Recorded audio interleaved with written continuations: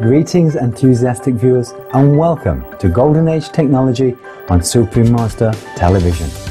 This week we visit one of the world's leading eco-friendly schools located on the beautiful island of Bali, Indonesia. Called Green School, this exemplary international institution with an 8-hectare campus provides nearly 200 students with nursery, primary and secondary education in a holistic eco-conscious environment. We have children here from about 40 countries around the world, ranging from 3 years old to 16, 17 years old. And our students here are studying things like reading and writing and math and science, and they're playing sports on a beautiful sports field. They're doing studio art. They're doing performing arts. So all the things that you would want to see at a good school around the world, you'll find it here. Green School was founded in 2008 by Canadian emigrant John Hardy and his wife Cynthia, a US immigrant.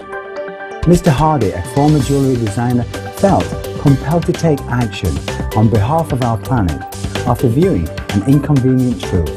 The eye-opening climate change documentary by Albert Gore, a renowned environmental advocate and former US Vice President. He and Cynthia decided to build a model sustainable school. The couple knew they wanted the institution to be located in a natural setting and constructed of locally sourced materials, so it is in harmony with the surrounding environment. The founder's goal is that this learning centre creates the leaders of tomorrow who fundamentally understand the vital importance of environmental preservation.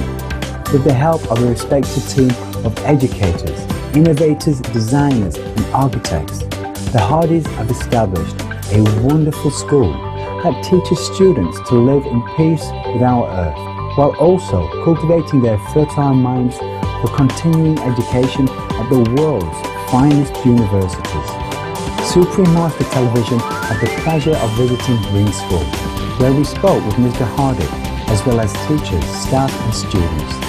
The school community has helped make Green School an international success story and one of the leaders in eco-conscious education. I have two girls that needed a school. Certainly, I knew that the world needed a school, but I went looking at schools for my girls and I realized that they weren't really looking at the future. And I thought we really needed to look at the school. But we didn't just look at the school, we looked at everything. How do you make a school green? It's really important to keep the idea local, to consider the environment, and not just to bring in the bulldozers and make something like we've always made. So I really wanted to make a difference. And I believe beauty is a really important part of life. And if you're in an ugly place, a workplace, a school place, a home place, it's pretty hard to visualize a happy future. With over 5,500 square meters of built space, Green School has been constructed using locally grown bamboo and has the world's largest freestanding bamboo building. Not only is bamboo an ecologically sound material, it has ensured the school structures nestle harmoniously with the pristine beauty of the surrounding jungle and rice fields. Grass, called alang-alang, is used as roofing material. Mud is used for the floors and the walls are made of bamboo, clay, cotton and mud. Green School is right now the only school in the world with this kind of green physicality, the physical part of Green School. It's built with the idea that it will have a light footprint on the future. And it's built from materials that are really important. The roads are made from volcanic stone. The paths are made from gravel. We used a minimum of cement in the construction except underground. And the school, of course, is built from bamboo. And right now, right here, we're growing a new school. If you plant this and this looks pretty small and insignificant, in 5 years you'll have this. And it really is a future we can depend on. We can't really promise the children rainforest timber, and rainforest is almost gone, but we can promise them all kinds of bamboo. And after 5 years you have bamboo this big. So we made the school from bamboo as a promise, as a symbol, that we can all have all the bamboo we need. Other green features of the school include skylights. With skylights, the need for artificial lighting inside the structure is minimal during daylight hours. Power is provided in part by solar panels. An on-site biomass gasification unit is currently being constructed that will use rice hulls and other organic matter to generate electricity for the facility. One of the technological highlights at Green School is the Vortex turbine generator. The Vortex is a unique patented water generator that diverts a portion of the local Aryung River that flows through the school. It will provide Green School with 50,000 kilowatts of electricity when it comes online. The power produced will be enough for the school to be completely independent of the local electrical grid. Climate change is in the news. It's a little bit scary. The other day there was a big storm, with lots of thunder. And because Green School is not built as an air-conditioned box, it's not built to exclude the climate, the whole school congregated in the heart of school and sang songs and missed several classes. But the idea is the kids will understand that the climate is an essential part of their world. The other thing that's really important is their understanding of what the world gives them. The world gives them vegetables, and the vegetable gardens roll right up to the edge of the classroom, and they will understand it's the organic vegetable gardens that give them lunch, and they'll start to make that connection, because if children are green, the whole world eventually will be green. My name's Chris Sparks. I teach here at Green School, and I teach something called Green Studies, and it's our program for teaching children about the environment and as they get older about how to look after the environment and care for the planet. So the example that's going on around us now is our grade 6 students.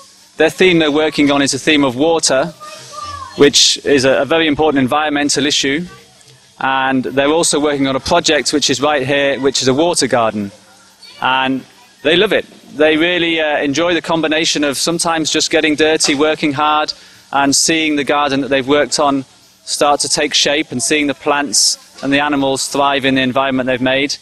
And they also then are more willing to work on the theory stuff that we do in the classroom, talking about water conservation, availability of water, pollution, and these kind of issues that as they get older, they really have to start taking seriously.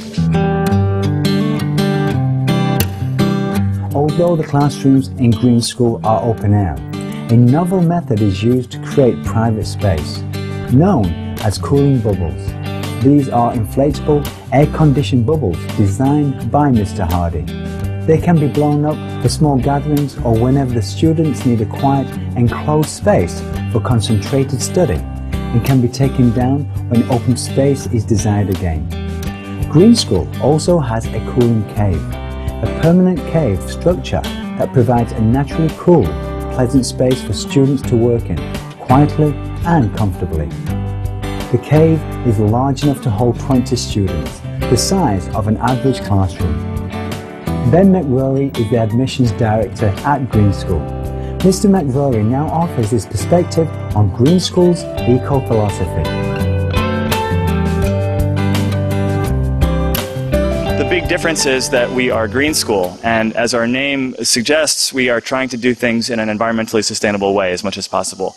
So we build the school using bamboo, we plant organic gardens everywhere, we're trying to create our own sources of renewable energy, and the idea is that our students here are getting an academic education that we hope will enable them to leave here and go off into the world and be successful and be competitive and have doors open to them. At the same time, they are immersed every day in a world of sustainable practices. So from the way we're building our structures to the way we are using compost toilets, we're recycling, we're reducing, reusing everything. And so our hope is that while we're educating students who can go out and have doors open to them in the wider world, that we're also educating students to be more responsible, more aware global citizens, students who have a sense of different possibilities for how we use resources, how we continue to develop as a fragile planet. So it's the basic idea is taking academic learning, interweaving it with experiential and environmental learning.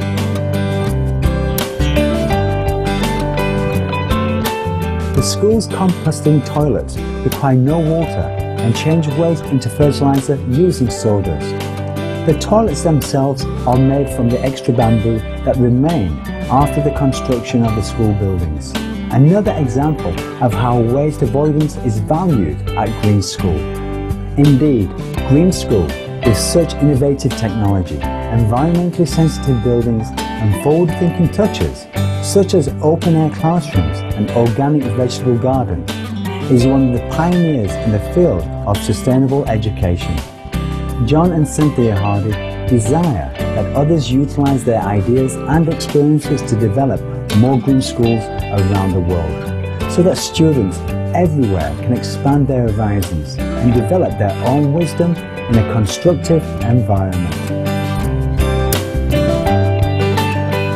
Green School is a really different school to go to. It's very much a community school, and we get to learn a lot also about the world, which you wouldn't get in many other schools. So we get the whole educational side, but we also get a lot of the environment and just in general being more conscious about what's around you and who's around you.